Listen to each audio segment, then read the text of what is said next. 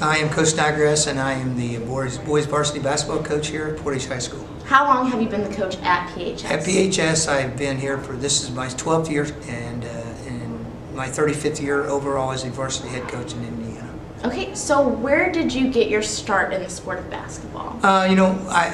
When I was younger, my parents allowed me to play sports. They were very sports oriented, and I was playing baseball, basketball, and football as a young kid in a smaller community.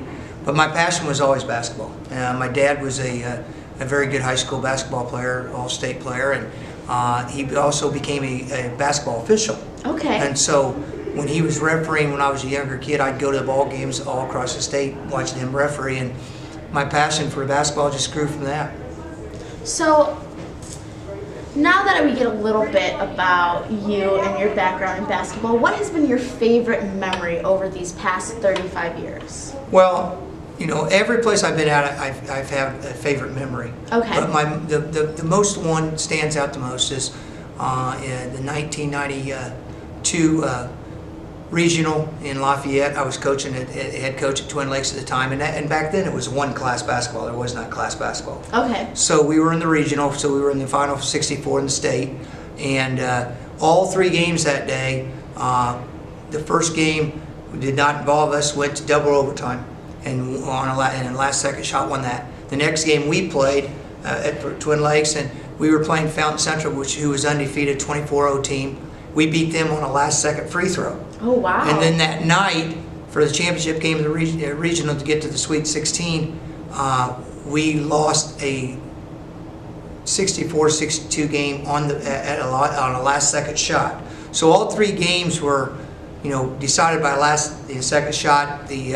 The atmosphere there was outstanding. There was over 8,000 people in the stands, and it's a day that I'll never forget because it was just a day of extremely fun basketball.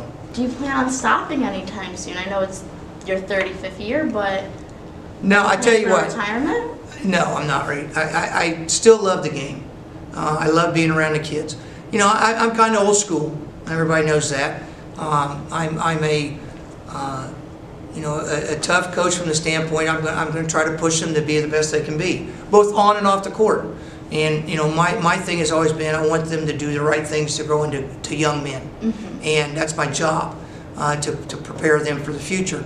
And that's still a challenge, and that's no challenge than it was 35 years ago though.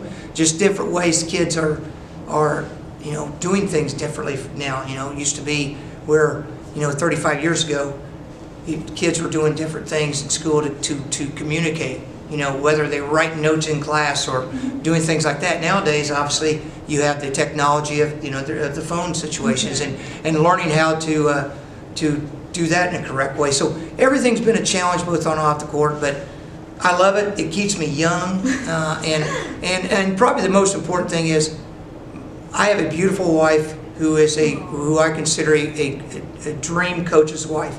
She loves the kids, she loves the sport, and if you're going to do something for that long, you have to have a supportive cast of people around you. And it starts with my wife, Teresa, and my kids, and they want me to continue to go. I love doing what I'm doing, and I'm going to go as long as I can. What has been your goal as a coach? I'm sure you've had many goals over the past 35 years. Well, my number one goal every year is for the kids to be the best they can be by the end of the year. And I'm not talking record-wise. I'm talking, when we first get them from day one in practice to the end of the year, have they improved on and off the court? And if they've done that, then it's been a successful season for me. And wins and losses, obviously you want to win. I mean, that's the number one thing. But I think that's secondary to doing it the right way. And again, go back to raising boys into young men. And I've been lucky over all the course of the years. I've been in 6 of my former ball players' weddings. I was in best man in one of the weddings, and my daughter was flower girl in 2 of them. And no one sees that. They only see what you do on Friday night, with whether you win or lose the ball game. Those are the most important things that I've taken out of my time.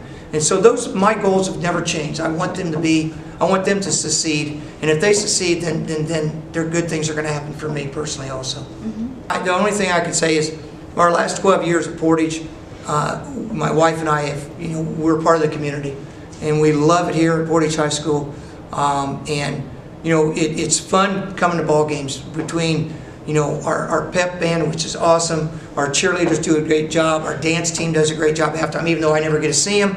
I know my wife tells me they're doing a great job. So I think it's you have great people here at Portage. Too many times you hear negatives. The positives is we've got a great staff that I coach with, a great staff that I teach with, and we've got good students in this school, and I've really enjoyed my time. Absolutely, that's amazing. Thank you so much, Coach. It was Thank a you. pleasure. Thank and you. Thank you.